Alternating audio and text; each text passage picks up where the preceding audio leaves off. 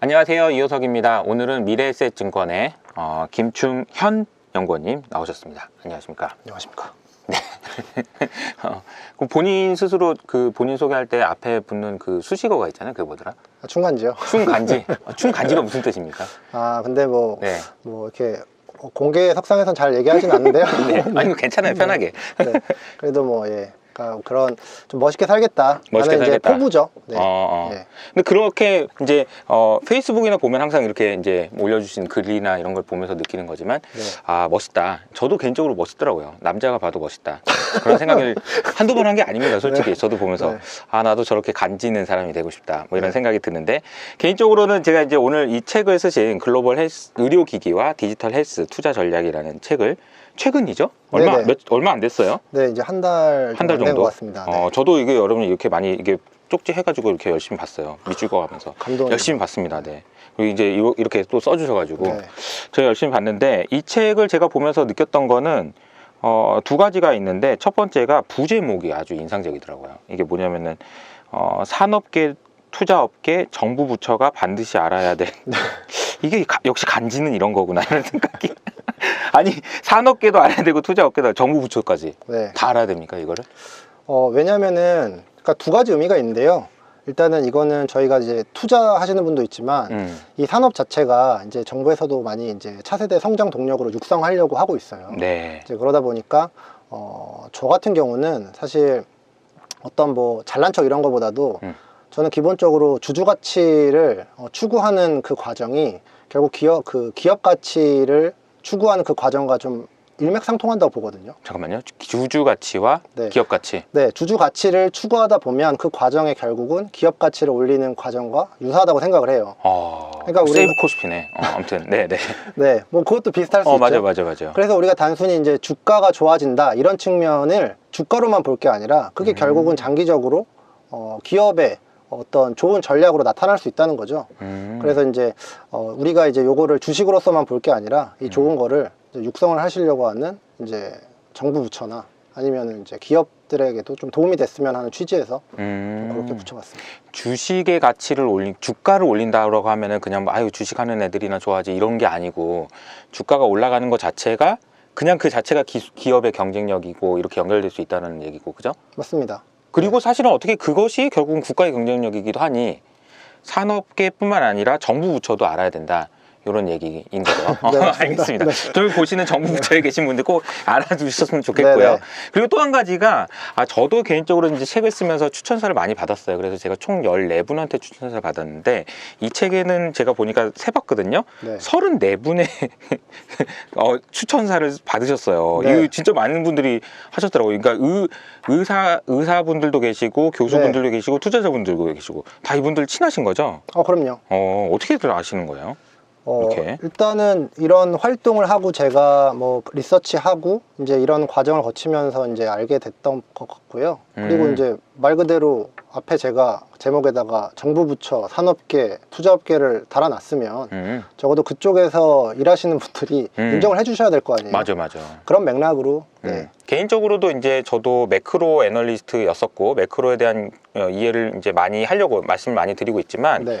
요즘 이제 매크로 환경이 좋진 않아요. 그리고 이제 약간 좀 불황 느낌도 나고, 리세션 느낌도 나고 여러 가지 있지만, 사실 오히려 불황에도 더 강할 수 있는 회사들이기도 하고, 네. 여러 가지 투자의 관점에서, 게다가 또 중요한 거는 생각보다 바이오나 이런 거에 비해서 사람들 관심도 좀 덜하고, 이래서 오늘 좀 얘기를 좀 하나씩 풀어나가면 좋을 것 같다라는 생각이 좀 듭니다. 네네.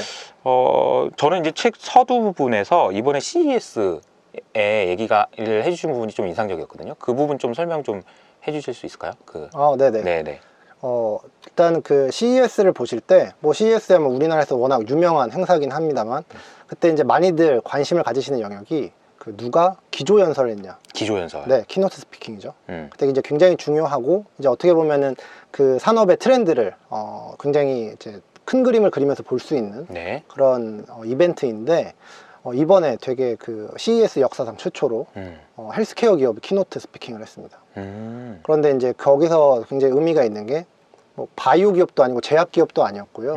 의료기기 기업이 최초로 키노트 스피킹을 했다, 기조연설을 했다. 이게 이제 굉장히 상징적인 의미가 있는데요. 저는 여기서 이제 크게 두 가지 의미가 있다고 봅니다. 일단 첫 번째는 이제 팬데믹을 거치면서 저희가 이제 소위 디지털 헬스라고 하는 이제 그런 새로운, 그러니까 뭐 디지털 트랜스포메이션이죠. 그게 헬스케어에서 영역에서 일어나는 걸 이제 디지털 헬스라고 이해하시면 될 것 같은데요. 이제 그게 본격적으로 시작됐다. 그리고 그것들을 이제 CES라고 하는 세계 최대 전시회에서도 다룰 정도의 그런 수준으로 커졌다라는 부분이고요. 그리고 두 번째는 그거를 주도하는 기업이 의료기기 기업이 될 가능성이 높다라는 거죠. 그래서 실제로 그 키노트 스피킹을 보면 뭐 1시간 넘는 거기 때문에 그걸 다 보셔라 이렇게 말씀을 드릴 수는 없는데, 그걸 이제 요약해 보면 이 회사가 그 크게 사례를 보여줬어요. 그러니까 사례. 네, 자기들의 그 제품을 활용해서 어떻게 디지털 헬스를 구현할 수 있는지를 보여줬거든요. 그래서 뭐 예를 들면은 뭐 연속 혈당 측정기라는 걸 통해서 당뇨 환자가 어떻게 삶을 개선시키는지, 뭐 심장 질환 환자가 어떻게 삶을 이어나가고 있는지, 그리고 뭐 우리가 원격 의료를 통해서 진료가 어떻게 바뀌고 있는지 이런 모습들을 보여줬어요. 그래서 이제 어떻게 보면 이 의료기기라는 게 그냥 단순하게 기기라는 걸 넘어서 이 디지털화를 이제 연결시켜준 매개체가 될 수 있다는 거죠. 그런 것들을 보여준다는 의미에서 굉장히 의미 있었던 행사라고 생각을 하고, 보통 CES 하면은 사실 뭐 잘 아시겠지만 IT 애널리스트나 자동차 애널리스트 굉장히 바빠집니다. 맞아요, 맞아요. 저도 내년부터는 좀 바빠지지 않을까. 아, 기대를 하고 계시는구나. 내년에 라스베가스 한번 가는 걸로. 아무래도 그죠? 네, 팬데믹 그러니까 네. 모빌리티 엄청 얘기 많았는데 네. 의료기기 업체가 어쨌든 CES에서 기조연설을 했다는 건 상징적인 의미가 있다. 그렇죠. 게다가 이제 연구원 입장에서는 제약 바이오 그래가지고 바이오나 제약은 굉장히 더 시총도 크고 그런데 의료기기 회사가 했다라는 게 의미가 있다라는 거잖아요. 네. 그죠? 알겠습니다. 그러면은 우리가 그 전체적으로 봤을 때 이제 투자 이야기니까 이 네네. 내용에 보면은 여러 가지 주제들이 나와요. 근데 이제 투자에 대한 이야기를 이제 우리가 이제 정부나 산업계에 계신 분들은 이제 따로 만나시고요. 저는 이제 투자에 관심이 많으신 네. 분이니까 투자의 이야기를 좀 해보면, 우리가 투자자로서 이제 의료기기나 아니면 디지털 헬스 관련된 산업에 투자함에 있어서 중요하게 생각해야 되는 것들이 좀 있다고, 프레임워크가 있다고 하시는데 네. 어떤 내용이 좀 있을까요? 그래서 이제 제가 책을 구성할 때도 크게 이제 투자 아이디어를 논하기 전에 이 산업을 어떻게 바라봐야 하는지 이제 이것들을 좀 다뤄봤어요. 근데 사실 왜냐면은 제가 이제 이 책이 이제 2부로 나눠지는데, 네네. 이 투자 아이디어라는 것도 결국엔 제가 말씀드리는 프레임워크의 조합이거든요. 네, 이 프레임워크를 먼저 이해를 하게 되면 자연스럽게 투자 아이디어가 풀리게 됩니다. 그래서 대부분의 그 투자자분들께서 사실 의료 산업을 어떻게 접근하는지 이해를 잘 못하시는 부분이 많기 때문에 생소하기 때문이죠. 저도 좀 생소합니다, 솔직히. 네. 네네. 그래서 바로 뭐 투자 아이디어가 이렇고 그렇게 뭐 하기는 키워드가 어려우니까. 어떻고 이렇게 하기보다는 네네. 먼저 이 산업을 어떻게 이해해야 되는가, 저는 요거를 먼저 다루고 시작을 하면 좋을 것 같아요. 네네. 그래서 오늘 뭐 크게 3가지 정도 말씀을 드릴 건데요. 사실 이것만 이해하셔도 저는 오늘 성공적이라고 생각합니다. 네. 네. 성공적으로 좀 부탁드리겠습니다. 일단 첫 번째로 말씀드릴 거는, 일단은 여기는 그 주가를 봤을 때 하방 경직성이 굉장히 높다는 특징이 있어요. 그래서 제가 봤을 때는 이거는 이 산업의 거의 유일한 특징일 수도 있을 것 같은데, 기존 기업이 불리하지 않은 몇 안 되는 산업이다. 저는 이렇게 정리하고 싶습니다. 자, 기존 기업이 불리하지 않다. 네. 그 얘기는 무슨 말일까요? 자, 생각을 해보시면 아마 이제 그 저희 이사님께서도 많이 다루시는 소위 네. 이제 성장주라고 네. 불리는 산업들, 테크 산업들을 보면 이 혁신을 주도하는 기업들이 대부분 신생 기업들이 많습니다. 맞아요. 예를 들면 이제 자동차 산업 같은 경우도 이제 테슬라가 이제 전통 기업들을 이제 막 경쟁하고 있고, 그 다음에 이제 뭐 아마존이 이제 월마트랑 또 경쟁을 하고요. 그러니까 이런 식으로 혁신 기업들이 기존 이제 레가시를 갖고 있는 기업들을 이제 무너뜨리려고 하는 그런 시도가 많죠. 새로 생긴 기업이 네. 이기는 거지. 네. 이렇게 돼야 그게 가능한 거니까, 그죠? 근데 이 의료기기 산업은 기존 기업이 사실 불리하지 않습니다. 오히려 훨씬 유리한 경우가 되게 많아요. 그러다 보니까 이게 주가에도 드러나는데요. 이게 제가 이제 뭐 지금은 사실 이제 저희 뭐 지정학적 리스크도 나왔고 금리 인상도 있어서 사실 연초부터 이제 올해 주식시장이 좋지는 않습니다만, 네. 사실 몇 년간 지난 이제 미국 글로벌 이제 주식시장 굉장히 좋았거든요. 맞아요. 근데 이제 우리가 소위 이제 긱스라고 하는데 산업을 분류하는 기준이 있습니다. 이제 그게 레벨 2로 날리면 한 24개 정도 되거든요. 네. 근데 거기서 S&P 이제 500 지수를 이제 우리가 소위 이겼다고 표현하잖아요. 이긴 지수가 크게 7개밖에 없어요. 24개 지수 중에서. 근데 그 안에 제가 이제 재밌게 생각하는 포인트가 두 가지인데요. 네, 네. 첫 번째 포인트는 이제 의료기기가 그 7개 안에 들어간다는 얘기고요. 그 다음에 이제 두 번째는 헬스케어를 생각하면 당연히 이제 바이오를 먼저 떠올리실 텐데 바이오보다 수익률이 훨씬 좋다. 의료기기가 들어가는 것도 인상적인데 네. 그 바이오보다도 더 좋다. 네. 근데 시계열을 만약에 10년이 아니라 5년, 3년, 2년 이런 식으로 시계를 좁힌다? 그러면 의료기기가 바이오보다 월등하게 수익률이 좋습니다. 최근에 더 좋다는 얘기네요. 네. 왜 그런 현상이 발생했을까? 그래서 보시면은 이제 제가 화면을 좀 보여드릴 텐데요. 네. 이게 제가 그 바이오랑 의료기기 그리고 S&P 500만 별도로 떼어서 지금 그림을 그려봤거든요. 네네. 그러니까 보시면은 주황색이 의료기기입니다. 이제 확실히 2017년 이후로 확 벌어지죠. 그러네요. 네. 이게 이제 제가 아까 말씀드렸던 기존 기업이 불리하지 않다는 부분이 주가에 반영이 된 거예요. 그러니까 잘 생각해 보시면 우리가 자동차 섹터를 얘기할 때 전체 이제 뭐 MSCI라든지 아니면 전체 뭐 어떤 뭐 지수에서 자동차 섹터 비중은 계속 줄고 있거든요. 테슬라만 올랐습니다.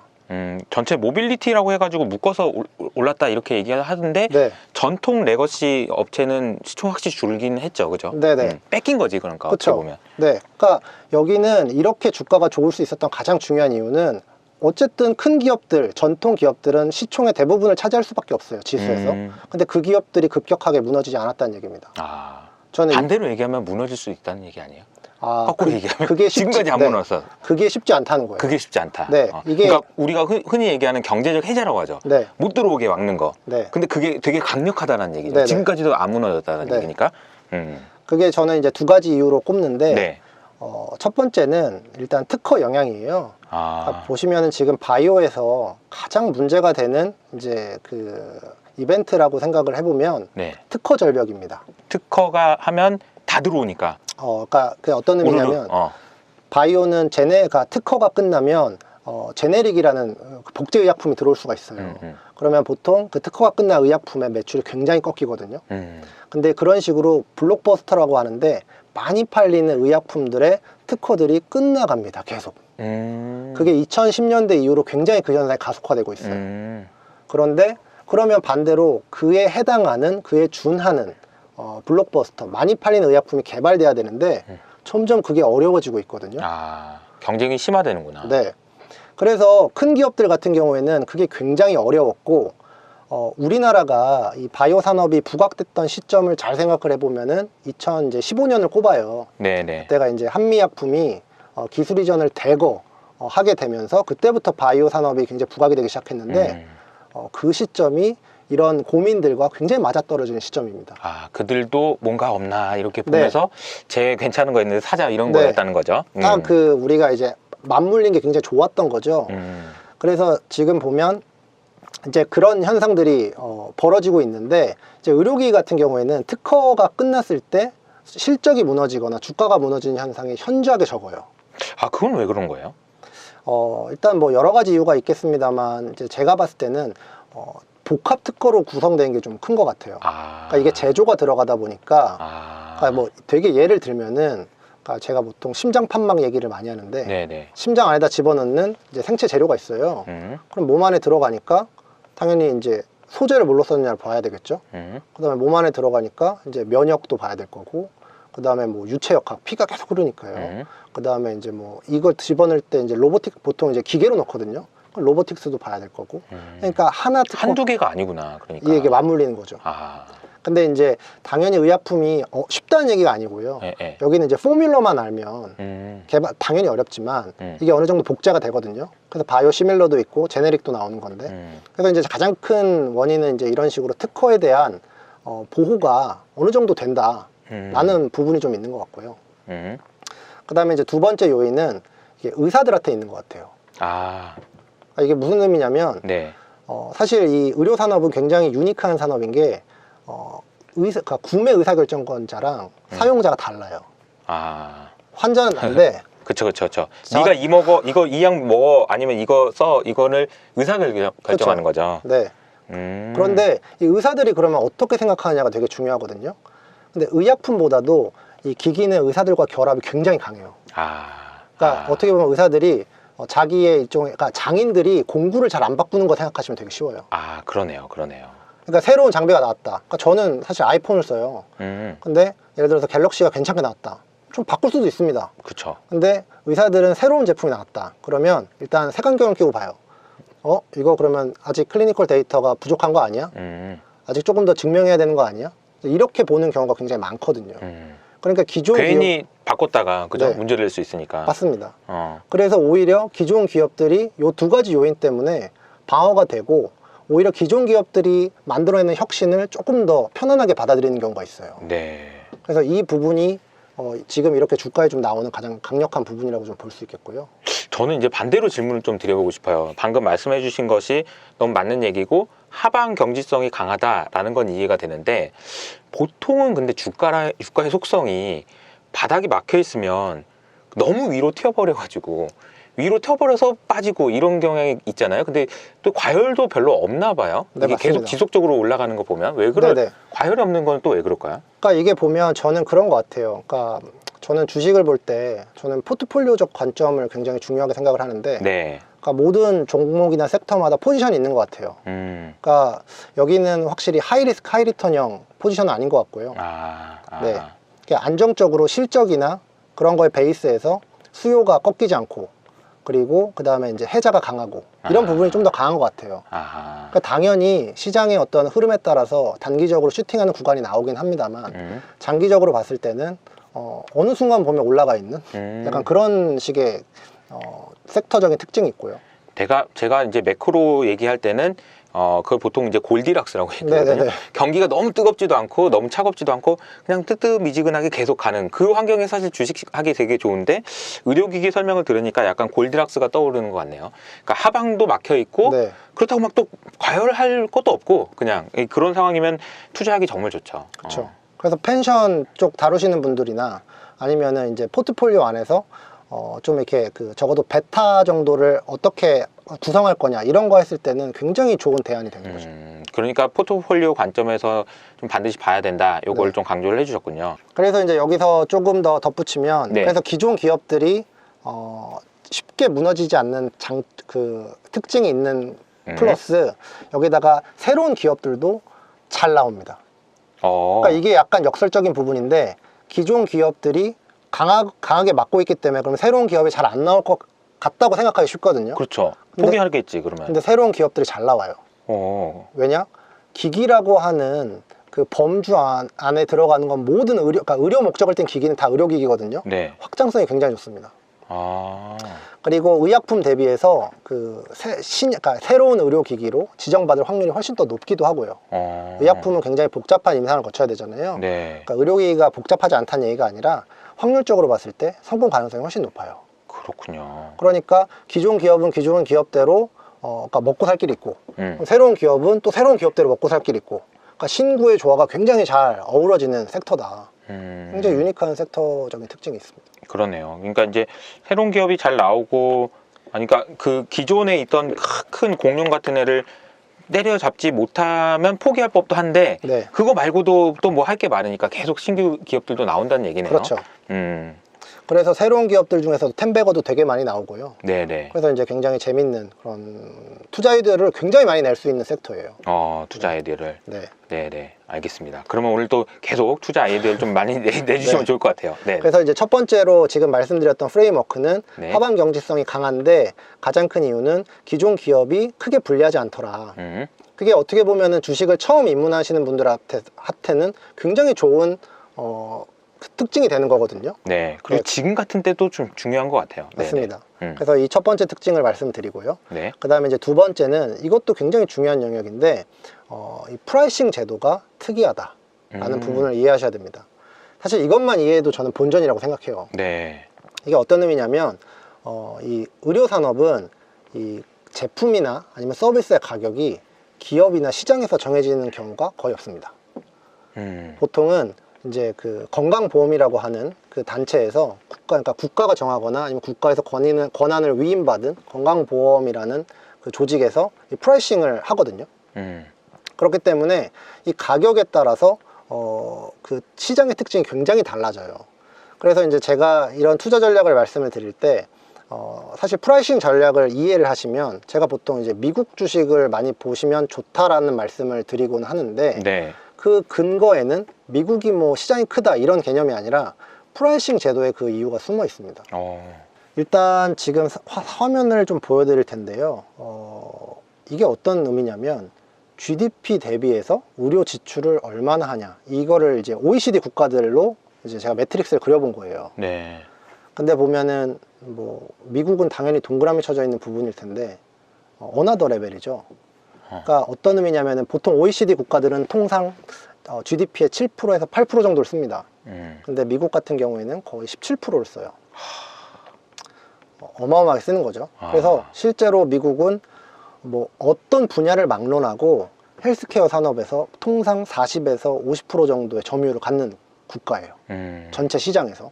저는 저 그림을 보면서 약간 미국에 뭐가 문제가 있는 거 아닌가 그런 생각이 들었어요. 왜냐하면 평균 수명은 낮다는 얘기잖아. 저 돈은 돈대로 쓰고 맞습니다. 오래 살지도 못하고 그러면 뭐가 문제가 있는 거 아닌가? 그게 미국의 지금 패러독스라고 불리는 헬스케어 패러독스라는 불리는 거고요. 그러니까요. 그래서 보면은 효율이 낮다. 굉장히 지금 그 논란이 많고 그래서 미국 같은 경우에는 우리가 비효율을 잡을 때 보통 AI나 디지털을 많이 쓰잖아요. 그렇죠. 그래서 디지털 헬스가 많이 갈 수 있는 그 요인이 되기도 하고요. 아, 이게 이제 디지털 헬스가 필요한 요인이 될 수 있겠구나. 네, 프라이싱 제도를 이해하면 요거를 이해를 하실 수가 있어요. 이게 저거 딱 봐도 비효율적이잖아, 엄청. 근데 돈을 많이 쓰면 더 올라가야 되는데 돈을 덜 쓰든지 아니면 뭔가가 바뀌어야 될 것 같은데. 그렇죠. 그 미국이 실제로 굉장히 이슈가 많이 되고 네. 실제로 국민들이 파산하는 원인 1위가 건강보험료에다가 파산을 많이 합니다. 아하. 네. 근데 미국은 왜 그럼 이렇게 높냐? 네. 이걸 이제 이해를 해야 되는 그런 건데요. 세계에서 거의 유일하게 시장 경제에 의해서 프라이싱이 되는 국가예요. 그러니까 우리나라도 생각해보면 건강보험공단에서 관리하잖아요. 네네네. 대부분의 국가에서는 사회보험이나 공보험 형태로 관리하거든요. 유럽도 마찬가지고. 그런데 미국 같은 경우에는 실제로 시장 경제로 들어갑니다. 그래서 가격이 이렇게 높아지는 거고요. 또 반대로 얘기하면 그거를 해결하는 과정도 굉장히 시장 경제적이에요. 그러니까 가격을 깎는다, 규제로 깎는다 이게 아니라 협상을 통해서 혹은 새로운 제도를 통해서 이런 식으로 풀어가려고 해요. 시장에 의해서 풀려고 하거든요. 시장에서 풀려고 하니까 새로운 제도나 기술이나 장비들이 도입될 수 있고 그게 미국 시장을 어떻게 보면 역설적인데 새로운 혁신이 계속 탄생하게 만드는 토대예요.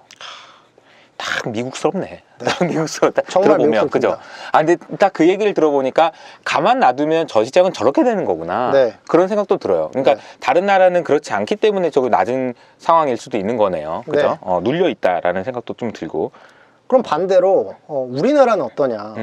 이게 당연히 이제 K 뭐 의료기기, K 바이오 이런 얘기들 많이 하시는데 이것도 제가 나중에 뭐 다루겠습니다만 여기서 중요한 거는 우리나라는 또 제가 그림을 보여드리겠지만 이것도 되게 핵심적인 그 지표예요. 네. 이게 뭐냐면 우리나라는 그 원가도 못 미치게 가격 체계가 매겨져 있습니다. 원가가 안 된다. 네. 그러니까 예를 들어서 병원 입장에서 10,000원은 받아야지 본전은 나올 수 있어요. 네. 근데 우리나라는 이거를 80% 정도만 가격을 쳐줍니다. 그러니까 어떻게 보면 적자죠. 이 진료를 하게 되면. 그래서 근데 어떻게 그런 병원들을 뭐 먹고 사는 거냐 이런 얘기가 나올 텐데 네. 그 얘기는 제가 뭐 나중에 가서 해드릴 거고요. 그래서 이제 중요한 거는 우리나라 같은 경우에는 프라이싱 제도 자체가 원가 이하로 잡혀 있다. 그러면은 우리나라에서 할 수 있는 모델들은 이거를 생각해 보면 굉장히 정해져 있어요. 네. 근데 이걸 들어보면은 그러니까 환자 입장에서 혹은 소비자 입장에서는 나쁜 게 아니지. 좋은 거지. 맞습니다. 그러나 이걸 가지고 비즈니스를 하는 입장에서는 좋지 않은 거죠. 그죠? 맞습니다. 네. 그래서 우리나라가 세계적으로 의료 비용이 굉장히 싸요. 이거는 뭐 외국에 뭐 유학 가거나 아니면은 뭐 일하러 나가신 뭐 친지분들이나 아니면 뭐 친구분들, 지인분들 있으시면 더 느끼실 텐데 네. 사실 이거는 우리 국민 입장에서는 굉장히 좋은 부분이긴 하죠. 근데 이거는 뭐 누가 옳고 그르고의 문제가 아니고 이건 현실이고 네. 이거는 우리는 투자를 해야 되니까 맞습니다. 그걸 반영해서 이제 투자를 하면 된다는 거죠. 네. 만약에 예를 들어서 미국이 뭐 제도가 바뀐다 그러면 달라지겠지만 그러기 전까지는 이 상황은 계속된다. 네. 근데 이 제도는 쉽게 바뀌지 않는다고, 그러니까 투자하는 사람 입장에서 생각했을 때는 네. 이 제도는 쉽게 바뀌지 않는다고 생각하시는 게 좋아요. 그러니까 멀리 갈 것도 없습니다. 우리 뭐 예를 들어서 뭐 타다 이슈만 보더라도. 네. 그렇죠. 사실 어떻게 보면은 이 방어가 됐잖아요. 그렇죠. 네. 근데 이거는 말 그대로 의료 시스템 전반을 다루는 제도예요. 여기에서 결부된 사람들 그러니까 GDP에 예를 들어서 미국 같은 경우는 GDP의 17%를 차지하면 어마어마한 산업이란 뜻이거든요. 그럼 이 안에 들어가 있는 관계자들이 얼마나 많겠습니까? 그러게요. 로비도 네. 많겠고 이걸 만약에 바꾸려고 한다면 여러 가지 저항이 있을 것 같다는 생각이 드네요. 그래서 절대로 제가 이제 처음에 이제 프레임워크 중에 두 번째로 말씀드린 게 그 이유인데 그 프라이싱 제도 자체는 굉장히 중요한 포인트고 반드시 기억을 하셔야 된다. 그리고 이게 안 바뀐다고 생각하는 편이 오히려 투자자 입장에서는 좋다. 굳이 억지 부릴 필요 없다. 네. 마치 연준하고 싸우지 말아야 되는 것처럼 네네. 프라이싱 제도랑 뭐하러 싸우냐? 안 바뀌었는데.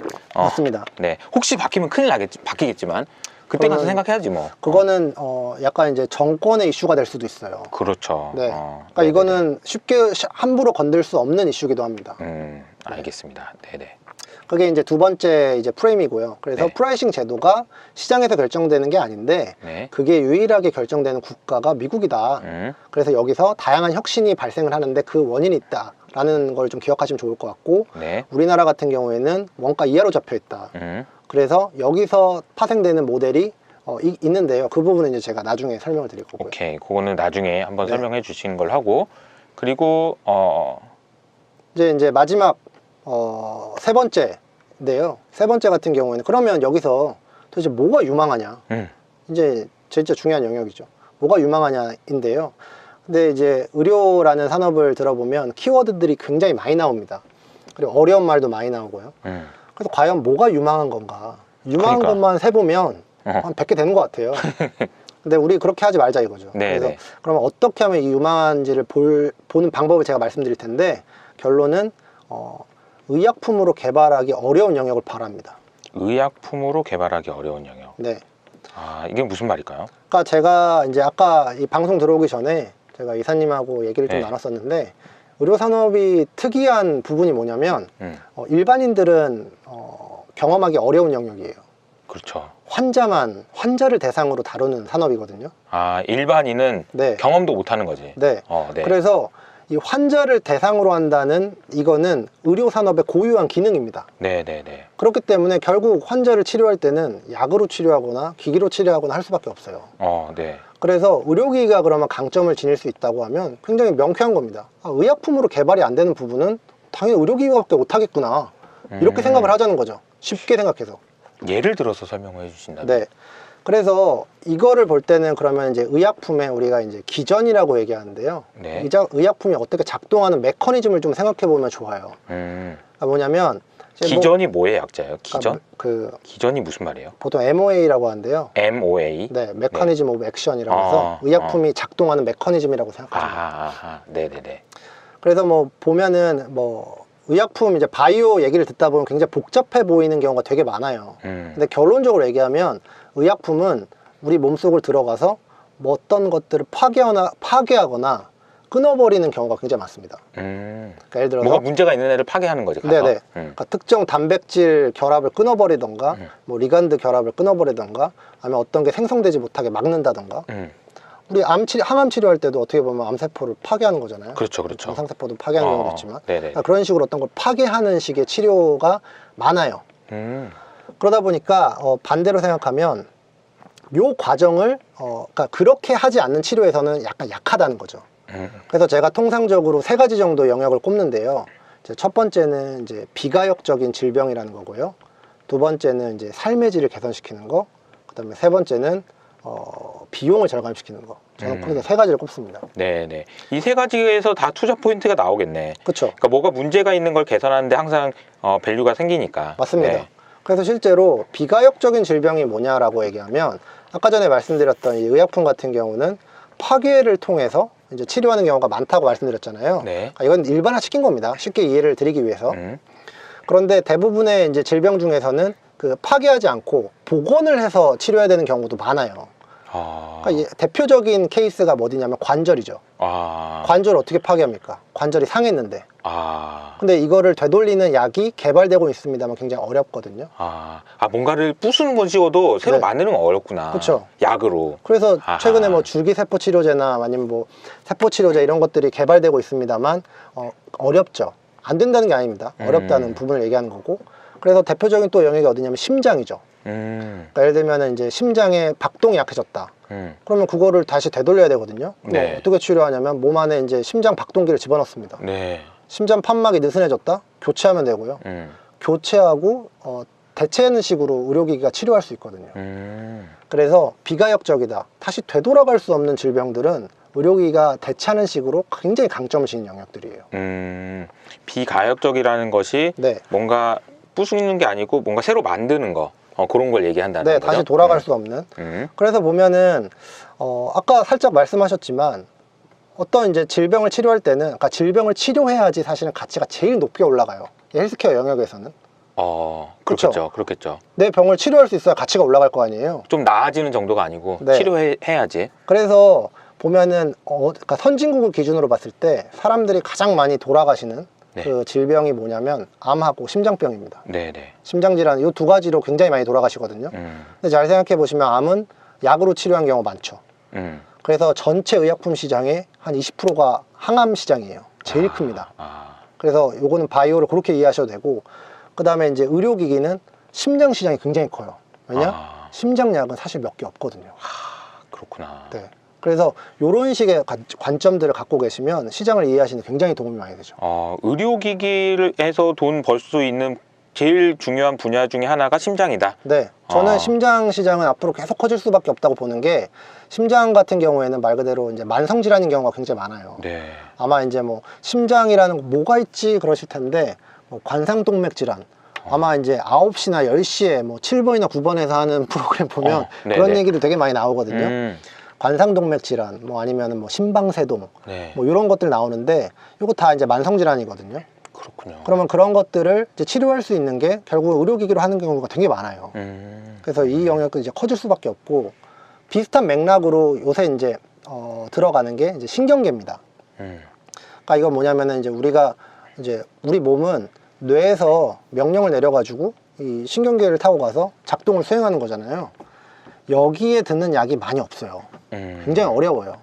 왜냐하면 신경계 같은 경우에는 잘못 건드려서 파괴해버리면 복원이 안 되거든요. 특히 중추신경계 같은 경우는.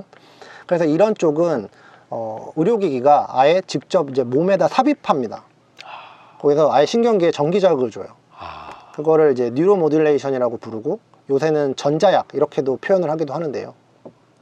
이 시장도 의약품으로 개발되기 굉장히 어려운 영역이거든요. 네. 그러면 자연스럽게 의료기기가 클 수밖에 없는 영역이죠.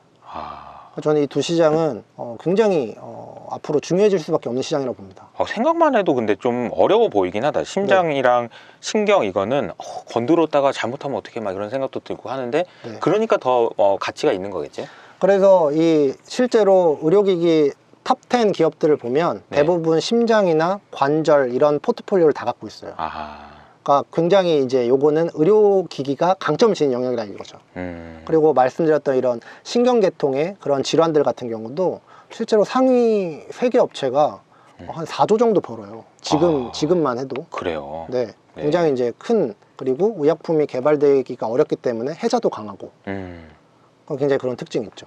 근데 제가 여기서 질문을 하나 드리고 싶은데, 네. 그 심장은 다른 장기에 비해서 어떤 특징이 있기 때문에 이런 성격이 있을까요? 뭐 다른 뭐 위나 아니면은 뭐 폐나 뭐 이런 거랑 비교했을 때? 좀 애매한. 제가 무슨 뭐 의사가 아니기 때문에 그렇게 드릴 수는 없지만, 제가 중요한 건 그거 같아요. 아까도 이제 설명드렸지만, 그러니까 의학적인 방법보다는 왜 시장이 크냐에 대한 답변으로 이해하시면 될 것 같습니다. 그리고 이제 두 번째는 비용 절감인데요. 이게 되게 재미있는 포인트예요. 뭐냐면 이제 사실 많은 분들이 고령화를 헬스케어의 주된 투자 아이디어로 생각을 하십니다. 근데 이렇게 생각하실 때 수요 증가에 포커스를 많이 맞추시거든요. 네네. 근데 저는 그렇게 생각하면 약간 반만 맞다고 생각해요. 두 가지 이유가 있는데요. 첫 번째는 대부분의 어르신들은 고령화가 될수록 소득 수준이 떨어집니다. 병원비가 많이 나가는 건 맞아요. 근데 그걸 감당할 수 있는 소득 수준이 많이 떨어지는 것도 사실이에요. 그리고 두 번째는 수요 증가를 탐탁치 않게 여기는 세력이 있죠. 수요 증가를? 어떤 수요를? 보험사입니다. 아. 건강보험사들이 수요가 증가하는 걸 다 막죠. 그래서 우리가 병원 갔다 와서 보험 처리하려고 하면은 증빙을 막 하라고 하잖아요. 맞아. 네. 네네. 자동차 보험부터 모든 것들을. 어. 근데 대부분의 국가는 공보험이든 사보험이든 보험 체계를 갖고 있기 때문에 수요 증가를 절대 좌시하지 않아요. 그래서 저는 요거를 조금 더 합리적으로 바꾸면 고령화가 진행이 되기 때문에 의료 비용이 증가하게 될 것이고, 그렇기 때문에 이거를 합리적으로 낮추고자 하는 수요가 발생한다. 저는 요 고령화에 대한 투자 아이디어를 조금 이렇게 정리를 하는 편입니다. 그냥 단순하게 고령화 때문에 의료 비용이 그러니까 의료 관련된 매출이 늘어날 거다라는 건 반쪽짜리다. 네. 오히려 이제 이런 구조들 때문에 비용을 절감하는 회사들이 부각받을 수 있다. 맞습니다. 이런 거네요. 근데 의약품은 이거가 잘 안 돼요. 왜냐면 네네. 잘 생각해 보시면 정밀의약품들 요즘에 굉장히 많이 개발하거든요. 네네. 가격이 엄청 비쌉니다. 정밀의약품이니까. 그렇겠구나. 그래서 실제로 지금 현재 가장 많이 팔리는, 세계에서 가장 많이 팔리는 약이 키트루다라는 약이에요. 아마 이제 키트루다. 네. 어디서 뭐 한 번쯤 들어보셨을 텐데 이 약 같은 경우는 뭐 몇 억씩 하거든요. 그러니까 이제 이건 보험 처리가 안 돼요, 우리나라에서. 건강보험 처리가 안 돼서 특히 1차 치료제로는 아직까지는 보험 처리가 안 되는 걸로 알고 있고요. 그 다음에 이제 최근에 뭐 유전자 치료제 이런 거 지금 굉장히 많이 개발되고 있는데 졸겐스마라는 약이 있습니다. 이거는 원샷에 한 20억 정도 해요. 그러면은 이제 우리나라 보험 체계, 아까 전에 살짝 설명드렸지만 원가 이하로 잡혀 있잖아요. 이런 거 받아주기가 굉장히 어렵거든요. 20억이라니. 네. 그래서 정밀의약품 같은 경우에는 가격이 계속 올라가는 그런 과정을 거치게 됩니다. 근데 의료기 같은 경우에는 가격을 낮춰줄 수가 있어요. 대표적인 게 진단입니다. 조기 진단, 뭐 동반 진단 이런 게 나오는데, 조기 진단이야 뭐 당연한 얘기죠. 너무 직관적이니까 빨리 진단해서 낮추자. 그다음에 이제 동반 진단은 뭐냐면 우리가 이제 컴패니언 다이그노시스라고 하는데, 이런 고가 항암제를 처방하기 전에 이 사람이 이 약이 들을지 말지를 먼저 스크리닝 해주는 거예요. 왜냐면은 잘못된 사람한테 처방하면 몇 억이 날아가잖아요. 그러니까 이 사람이 약을 더 잘 들을지를 먼저 봐주는 거죠. 그래서 진단 영역이 그렇게 부각이 되고 있고요. 그래서 이제 최근에 이제 헬스케어를 보다 보면은 진단이 이제 시장이 커진다 이런 얘기들 많이 하세요. 정확하게 얘기하면 가격을 낮춰줄 수 있기 때문에 진단이 부각이 되는 겁니다. 가격을 낮추더라도 네. 큐가 많이 늘어나니까 네. 이렇게 보면 되나요? 가격을 낮춰줄 수 없는 진단은 크게 부각되기가 어려워요. 가격을 낮춰줄 수 있으니까 부각된다. 네. 그리고 이제 또 다른 영역이 뭐가 있냐면 수술 로봇도 비용 절감으로 볼 수 있어요. 그러니까 이제 조금 더 포괄적인 개념으로 말씀드리면 수술 로봇의 범주를 우리가 MIS라고 불러요. 그러니까 미니멀 인베이시브 서저리라고 해서 최소 침습, 그러니까 최소한으로 짠다라는 표현이거든요. 그게 왜 비용 절감으로 가게 되냐면 이게 그 절개를 조금만 하기 때문에 회복이 빨라서 집에 빨리 보낼 수 있거든요. 그러면 입원비가 비싼 나라에서는 토탈 코스트가 줄어들 수가 있어요. 그러니까 수술 로봇 자체에 들어가는 비용은 높아질 수 있으나 입원 비용이나 그런 회복 비용을 낮춤으로써 토탈 코스트를 낮출 수가 있거든요. 그래서 요즘에 이제 MIS라는 이런 게 굉장히 화두가 되는데, 단순하게 이제 미용적인 목적 때문에 그런 게 아니라 이런 비용 절감 이슈가 있다는 걸 좀 기억하시면 좋을 것 같아요. 그래서 의료기 같은 경우에는 이걸 비용을 낮춰줄 수가 있다. 그래서 제가 아마 지금 표가 아마 보이실 텐데, 이게 어떤 얘기냐면, 사실 이제 뭐 미국 뭐 여러 가지 나라, 특히 미국에서 의약품 가격 낮추자는 얘기 되게 많이 해요. 메디케어 포 올이라는 제도 같은 경우는 많이 들어보셨을 거예요. 오바마 케어라든지. 네. 근데 실제로 전체 의료 비용에서 의약품이 차지하는 그 비중은 20%가 안 넘습니다. 통상적인 선진국에서는. 네. 10%에서 20%밖에 안 돼요. 근데 대다수가 어디서 나오냐면 의료 서비스거든요. 인건비라는 거죠. 아니면 뭐 병원 관련된 비용들. 근데 이거를 의료기기를 통해서 간접적으로 낮춰줄 수 있거든요. 그렇기 때문에 의료기기가 최근에 이제 어떤 임상이나 이런 시험을 하는 걸 보면 보통 안전성이나 유효성 두 가지를 보는데 이코노믹 밸류를 굉장히 많이 봅니다. 이게 토탈 코스트를 낮춰줄 수 있느냐? 이게 된다고 하면은 시장에서 침투될 가능성이 굉장히 높아져요. 그래서 이 비용 절감이라는 하나의 그 아이디어도 의료기기가 갖고 있는 굉장히 유망한 영역이다. 기억하시면 좋을 것 같고요. 쉽게 말하면 의사든 간호사든 우리가 병원 갔을 때 아니면 뭐 약국에 갔을 때 해줄 수 있는 사람이 해야 되는 일. 그래서 인건비가 많이 들어서 우리가 비용이 많았는데 그걸 뭐 로봇이 됐든 뭐가 됐든 의료기기가 됐든 도와줄 수 있어서 그거를 걔네들이 해줘가지고 총 비용이 줄어든다면 그렇죠. 그렇게 할 수 있는 애들한테는 밸류가 있다. 그렇죠. 그렇게 보면 되네요. 그래서 미국에서는 제가 아까 시장 경제 프라이싱이 된다고 얘기했었는데 어떤 일이 벌어지냐면 예를 들어서 이 제품이 1,000원인데요. 제가 2,000원짜리 보통 우리 생각은 이걸 이기려면 한 900원짜리나 800원짜리를 내놔야겠다 이렇게 생각할 텐데 네. 미국은 임상시험을 합니다. 그래서 이거를 가지고 그러니까 이 원래 제품을 썼을 때 가격 절감이 한 1,000원 된다. 네. 그러면 이 제품으로 2,000원이 된다는 근거를 만들어 와요. 그 다음에 가격을 2,000원이나 1,200원으로 하는 거죠. 아하. 그럼 얘보다 비싼데 전체 코스트 낮출 수가 있잖아요. 그러면 이런 프라이싱이 가능한 게 또 미국 방식이고요. 참 그런 것도 다 뭐 해가지고 막 보고서 써가지고 막 이렇게 할 것 같아요. 네. 그죠?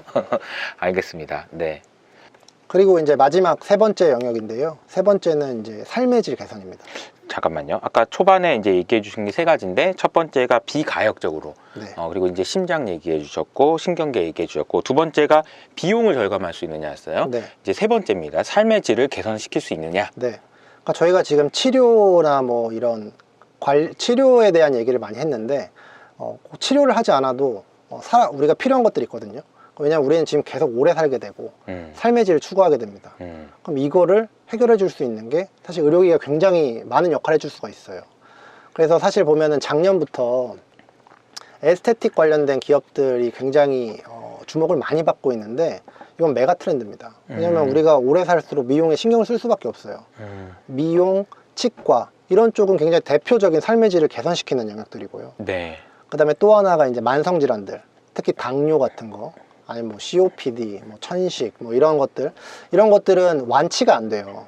그래서 만성 질환이라고 부르는 건데, 그러면 계속 저희가 관리를 하면서 살아야 되거든요. 네네. 그럼 이걸 관리할 수 있는 어떤 도구들이 필요한데, 여기에 이제 의료기기가 들어가는 거고, 소위 우리가 디지털 헬스라고 얘기를 많이 하는 범주 중에서 만성 질환 관리 제품에 굉장히 많은 디지털 헬스 제품이나 서비스가 있습니다. 그래서 이런 영역들, 지금 제가 그래서 크게 세 가지 영역을 말씀을 드렸는데, 뭔가를 이제 다시 파괴하는 것들이 아닌 비가역적인 질병들에 대한 부분들, 치료하는 부분들, 그리고 비용을 절감시킬 수 있는 부분들, 그리고 마지막으로 삶의 질을 개선시킬 수 있는 부분, 이 세 가지 아이디어는 의료기기가 굉장히 유망한 영역이다라고 보시면 되고요. 이거를 기준으로 해서 여기에 어떤 테크놀로지가 들어가고 어떤 시장이 들어가는지 이렇게 보시면 훨씬 더 산업을 이해하기가 편하세요. 여기까지 딱 하면은 자, 이게 개괄적으로 의료기기에 투자할 때 어떤 관점에서 어떤 프레임워크로 봐야 되는지까지는 설명이 됐단 말이에요. 네. 자, 그럼 이제부터는 투자 전략으로 갑니까? 네. 이제 어떻게 투자해야 되느냐, 뭘 투자해야 되느냐, 요게 이제 다음 시간에 이어집니다.